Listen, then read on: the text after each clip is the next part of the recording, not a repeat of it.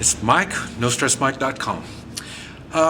Now I live down here in the mountains of Central America, but in the 90s I was trying to get together an adventure for the year 2000, and one idea was taking a trip to Chile. And I had to figure out how we were going to set up the vehicles to make the trip. It would take a month, maybe 2 months to get down here, and so I had to figure out how we were going to make the trip and all the obstacles we'd have to come up against. Okay, well, I didn't end up making the trip at all. I couldn't get enough people together to make this thing work. I ended up going to Cuba instead.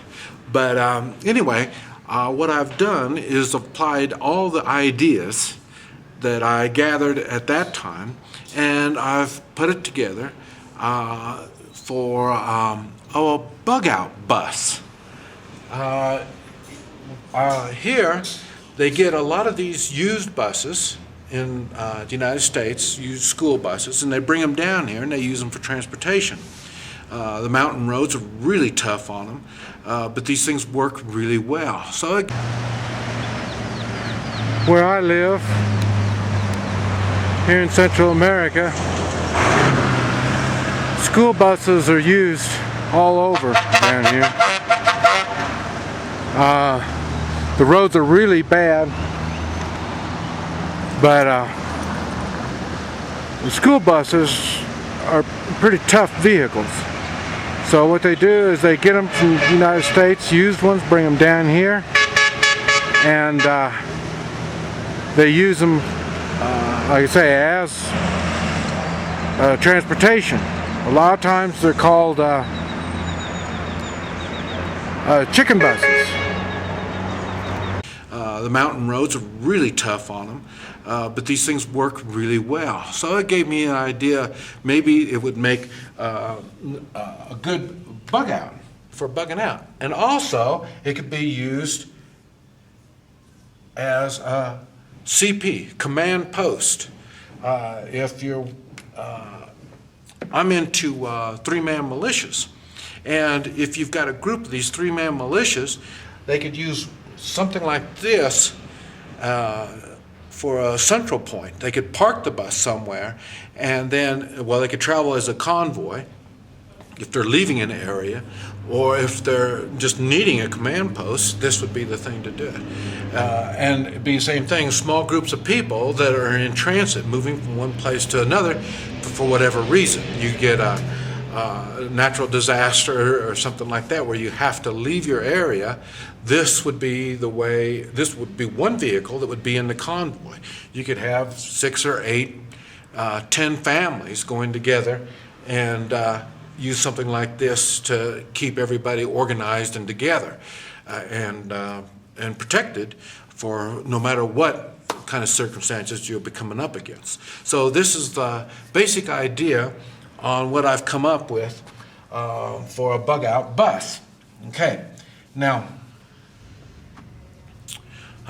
the first thing, we're trying to keep things as simple as possible, and when I'm right off the bat, I'm going to tell you a lot of this stuff is going to be expensive, so it may not be able to be an option, but I want to give you plenty of options, and you can pick and choose which is going to work. Now the first thing, you can get fiberglass panels that are bulletproof and well, they call it bullet resistant, and also for explosions. They use them in Humvees and stuff like that, your armored cars and stuff like that they use. But you can get these panels, fiberglass panels. Now, on the bus, where the windows are, everything below the windows, this will be, those panels will be right in here. And really, you really need it on the top, the roof of the bus, and on the floor of the bus. And I say this will help not only for bullet deflection, but also for explosions. And the bus is big enough and high enough that may be one of the concerns that you're going to have. So this is what you're going to have below the wall and the top, the back, around the engine compartment, around that, and where the driver sits, you're going to have to work up some kind of a thing around him, so then the driver will be able to drive no matter what. And it'd be nice to have bulletproof glass too, but like I say, we're getting into very expensive stuff. But these are all options and things to think about. And it'd be the same thing around your driver. You may want to have bulletproof glass right in there. If you find a bank that went out of business, go in there and get some of the glass from an old bank, because they used a lot of bulletproof glass. So anyway, so you need that, and then you'll have a 12-volt system. Try to keep everything set up as a 12-volt system. You'll have panels on the top, on the roof, and not stretching the whole thing, but on the roof you'll have a luggage rack type setup on top, and then with the solar panels. And these solar panels will be able to put the juice in the batteries, which will be stored on the bottom, along with the septic tank, and one or two spare tires down below, and another one up on the roof. So then, in other words, it'll be a good, healthy roof-type luggage rack. Let's see, you'll have water storage up there. You'll have, food storage. Get some food from the freeze-dry guy in square plastic tubs, and they could sit right up there. The height is going to be the maximum height, such as a semi would be. That's where you'd have your total height would be like that. This way, you'll be able to get around under bridges and through wires and stuff like that. So it'll be the height of a semi.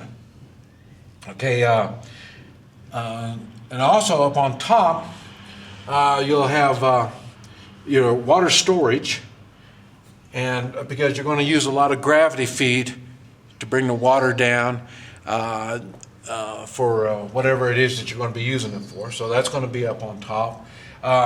You'll need, on the bus in general, it's going to be divided in half. Now, I would say the back half would be completely sealed off. There'd be good steel right in here, and steel on the back, at least 1/4-inch steel. And like I say, then you put some of those fiberglass panels in there besides that. Of course, the windows, you wouldn't be able to see in with the windows. But this back part over here would be, that would really be the most important part of your bus, will be right there. Now, for me, I do work with my hands. I can help people. And so what I would do is I would have the front part, set up more like a living room or something. And I'd have, I work off of a table, a massage table. And so I'd set my table up there, and then I could have people come in, and they don't see what's going on back there, but they can come up in there. We can have meetings, hold meetings and stuff like that. Now, we'll be able to see out, but like I say, no one will be able to see in. But this would be the setup, but this whole thing, like I say, would be protected. Okay, now this is the top view. That's up looking down on the top of the bus. And like I say, this is the luggage rack. Big, good, heavy-duty luggage rack. Okay, right in here, the dividing of the back half and the front half. Okay, up here, you can go on and put, like I say, your water storage. Or you can put it up back here. It doesn't make any difference. Food in, like I say, tubs. They'll fit up in here. Your solar panels will be fitting right on top of that.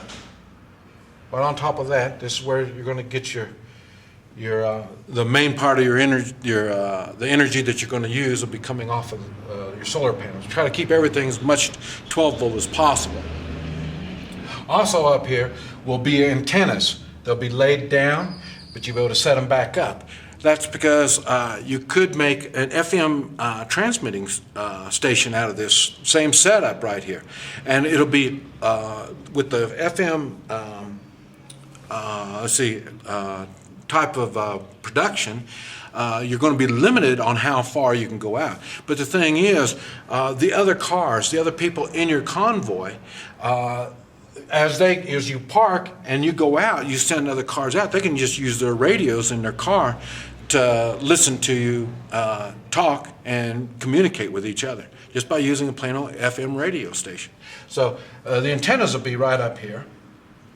Okay, you can get a boat, call it, I think it's a porta-boat or a fold-a-boat or something like that. It folds up. I had one of those. It's very, very good. Something like that you can have folded up, and you can either have it on top or you can just stick it on the side of your bus. I mean, it folds up to maybe 4 inches thick, so it's pretty good. And like I say, your outboard motor, you can put it up here on top there somewhere too. Bicycles, you can put your bicycles, a tire, one tire up on top. Let's see. Now, okay. What you can do is take some old motor oil and mix some gasoline with it. All you need is maybe 5 gallons of it or something like that. It doesn't take much. And that will be up here. And then you'll have lines going from that will go out.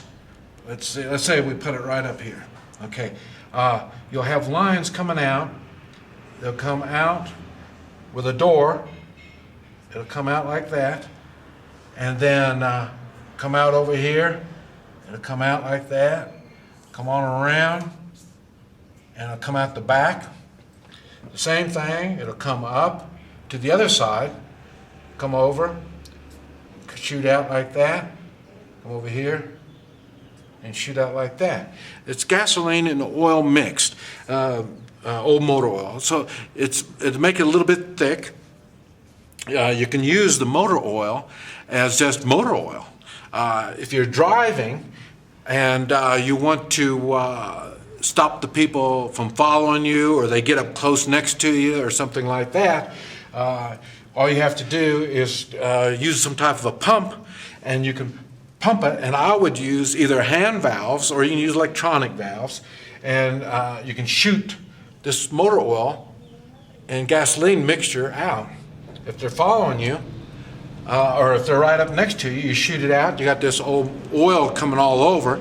If it's a car, a motorcycle or whatever, they're going to get oil all over, and that's going to really hurt them bad. But also, you can use a spark plug, have a spark plug set up right there, and you can just hit the spark plug and poof, it's on fire.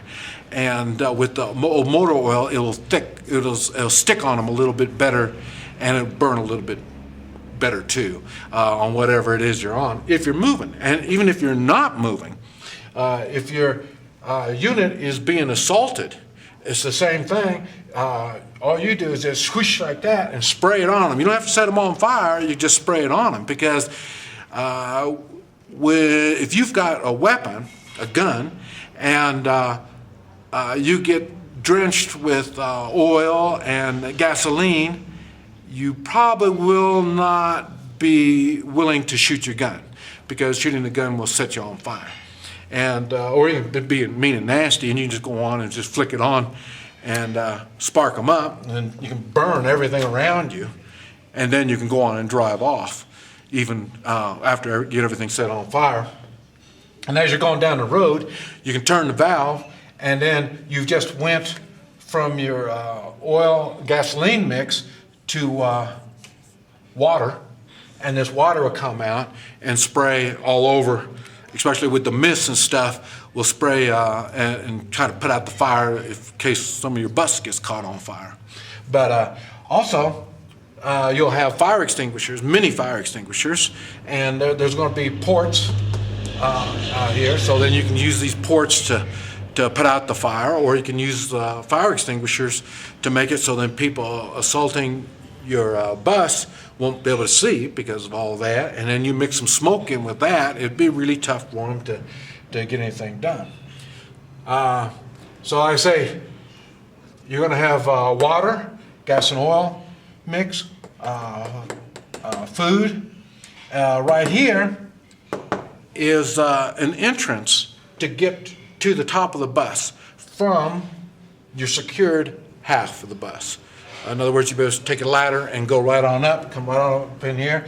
This will be up some, and it has some slots in there, so then, you know, you can see out and do whatever you have to do from a higher area, and you can open up the hatch, and you can go on and get up here and get what you want to do. So this is all, but this is part of your secured area, and like I say, more storage for more stuff that you can put up there.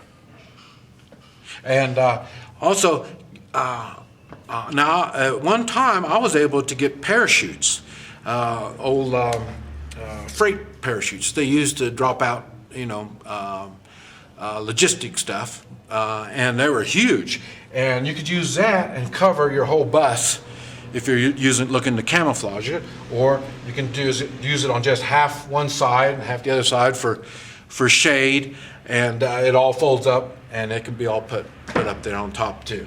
And that's much better than what an awning would be, because you can just drive off with that, or you can set it on fire if you want, you know, and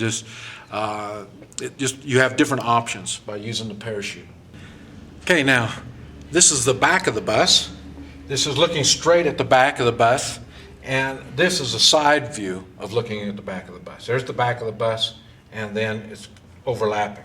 Okay, now what you're going to need is you have to put up, have this extended out. I'd say maybe 4 to 6 feet extended out, and then you'll have a piece of expanded metal. They use them for, it's like real heavy wire, and see, you'd have it hinged down below here, and then you can lay it down, and this way you'll be able to drive up on there, you know, like motorcycles or whatever. You can just drive them right on up, or just use it for a ramp to get up to the back section of your bus. Okay, and like I said, it'll be hinged right there, and you'll also have more going across the back, and it'll be the same thing. It'll be hinged, so then you can bring it on down and make this whole big old ramp going up, or just have it stay in there stationary, where it's be welded to the top of the bus up here, and then this way you have a secured storage back here in the back, but also you can bring it down and, like I say, use it for loading stuff up or whatever like that. And now you're going to have a trailer hitch back there too, because it wouldn't hurt to have like a, 12, 15-foot trailer, box trailer, to pull with more storage. So that's why you're going to need say some kind of a hitch right there to pull a trailer. And I say the same thing. The stuff will be it'll be secure. You'll have that they have a door in back, and so then that's going to be the door you're going to use to go back and forth. So this will be the back part. It'd be like the deck, and that'll work right there. You can put your boat, the fold-up boat will go back there, motorcycles, bicycles. There's, just all kinds more storage that you're going to have in the back of the bus. Okay, now on the side of the bus, you're going to have a few, what do you call them, portholes or something like that, where just little ones. And you're also going to need them up on top or between the windows if you got them. And I say you won't be able to see in I'm not really, don't really like the tinted windows. It would be more like the perforated. You seen it's a film that they put on, and it's perforated, and with all the little holes in it, and you can see out, and it's difficult to see in. You can have curtains on the inside where you can close it at night, and that'll pretty much seal it off. And on the outside, you're going to have a perforated metal. Just a sheet, doesn't have to be real thick, but a sheet that will stretch from one side, clear on down, or from one end to the other end, and it'll be perforated. This way, things can't go through, big object, rocks and stuff like that won't be able to penetrate. That right there will stop that. And also, it'll be where you can still see through, and it makes it difficult for other people to see in. So that's what that's going to be. I say you have the portholes over here, and I say you've got the panels, bulletproof panels, along the sides and the bottom, and then like I say it's best to have it along the top. We have the sprayers that will be coming out right there. We talked about that. Like I say, that'll be spraying out this way, and then those will be spraying out this way. This keeps everybody from getting too close. And then, like I say, with these right here, you can use that to drop smoke bombs out. And the reason we have them up higher is because if somebody does get up close and you try to do that, they can, grab it, or they can put things inside the hole, stuff like that. So this way you want them higher too, where you can still use it up in a higher position. Also, you notice we have a winch. You're going to have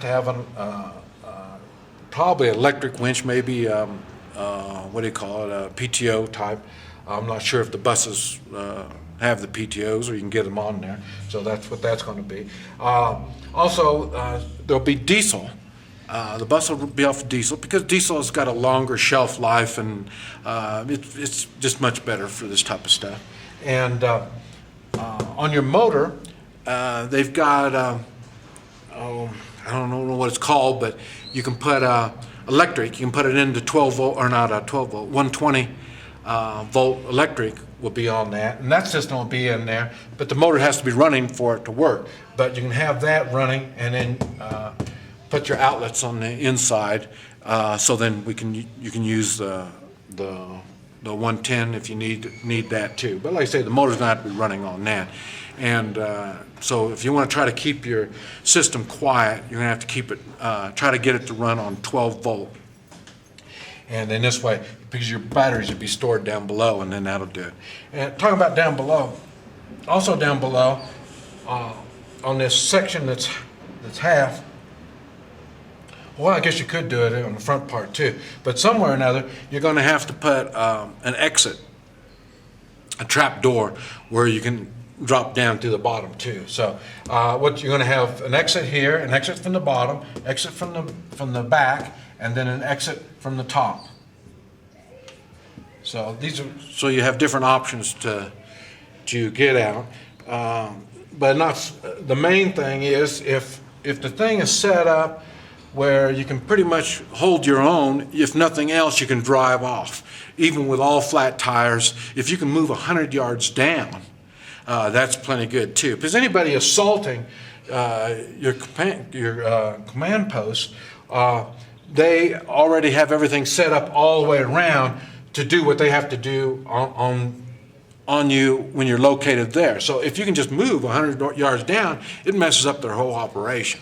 So, I mean, it's best if you can completely leave the area, but if not, like I say, just by moving it, you'll change everything right there. And also, when you go to park, make sure you park it and you have it set up where you know you can just drive straight out wherever you leave. And that doesn't necessarily mean like the road's coming in and you have to have it turned so then you're going on the road coming out. No, if there's bushes and there's trees, but they're far enough apart you can still get through, and there's a road on the other side of that, just have it set up so you're aiming right straight towards that. Because like I say, they're going to have the road blocked wherever you're at. If somebody's going to assault you, they're going to block off your exit. But if they don't realize you've got another exit going ahead, it's probably going to be a little easier for you to get away. Okay, now along with having, you're able to spray out the motor oil and gas, not only that, and then the portholes, you'll have right up there, and probably one in back somewhere, lights and flashing lights and sirens. We want to have on the outside, we want a lot of sirens. It'd be like on a car alarm. And so you'll have sirens, flashing lights, and you'll have regular floodlights too that you'll be able to flick on, flick off. And that would be able to brighten up the area around you. And but you want an alarm, like car alarm, with the panic button on there.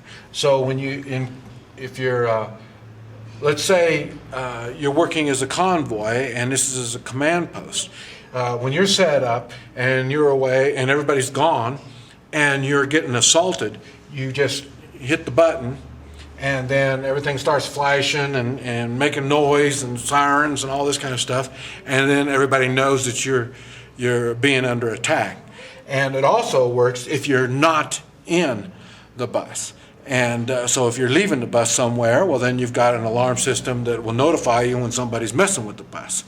Or if you're watching the bus and you see people coming up, and as they're coming up to it to assault it, and you're out of the area, or you're not right up close to it, you're away, you can just hit the button, it starts going, and then they're going to be focused on this, and then that'll give you another advantage on what you have to do to protect your area. Now over here's their extension on or the deck, whatever you want to call it, the ramp coming down, so you can come up there like that. Let's see.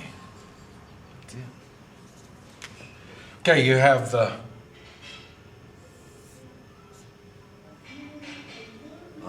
rack right here, your luggage rack on the top. And you'll have a ladder where you can take your ladder and hook it on the top, and you can move the ladder around wherever it is that you need to do it. But you don't want to make it any easier for anybody to get up on that, and it would be difficult for them. They'd have to use a ladder or something to get up on that, or they can try to make come from the front to try to get to it. Okay, now we're looking at the front part of the bus. Of course, you're going to have a nice big heavy-duty bumper, and then the winch will be right there. And then you're going to need a motion detector. Like you have motion detectors all the way around the bus, you're going to need it also on the front, the back, and the sides. Just make sure you don't want to know. You want to know when somebody's coming up on you. It doesn't necessarily have to be a siren. I mean, just a buzz will let you notify you. I suggest the same technique used in a house, all four sides of your house. And this way you can tell if somebody's coming to the front door, no big deal. If they're coming at the front door, back door, and the side, you know you have problems. Well, this is the same thing. The same thought process is on your bus. So you got that. Now don't forget, we're talking about we had the lights and we have sirens on here too. So this is all to make things confusing when somebody if somebody's coming at you with all the sirens and the lights, it's hard for them to communicate. So they don't really know what's going on. It doesn't matter if they're using, the only way they're going to do it is hand signals. Because like I say, with all the noise, any kind of electronic communications will be out of the question. So this way, with the lights and the siren, and now I don't know. You may also. We're talking about the spraying the motor oil and gasoline mixture out. Now you may also want to have the same thing. We have it up on top, but you may also want to have it coming out the sides on the bottom and the front and the back. And for one thing, if you're standing there and you're controlling the bus, you think you've got the bus under control, and then all of a sudden it starts spraying all over your legs, that puts a concern on that. So it doesn't necessarily have to be, your spraying doesn't necessarily have to be from the top. I mean, it works good too, but it also works shooting out to the bottom too. And that can all be done, like I say, by a hand valve, by someone that's in the secured part of the bus. And I say they'll have, and with not only do you have all this kind of stuff, you also have your video cameras on here. So really, you can drive the bus by using it in the video screen, and by just going. If you're moving 5 miles an hour walking speed, that's plenty good in a difficult situation. Because once you're moving, that's the advantage on having something like this, is you will be able to move. So have your camera up here, so you'll have your motion detectors to tell you. You just look and you can see what's going on out there. And on the front of the bus, it'll be enough where you can motivate yourself on down, getting out of this whatever kind of a situation you got yourself into. And I say the same thing. You'll need the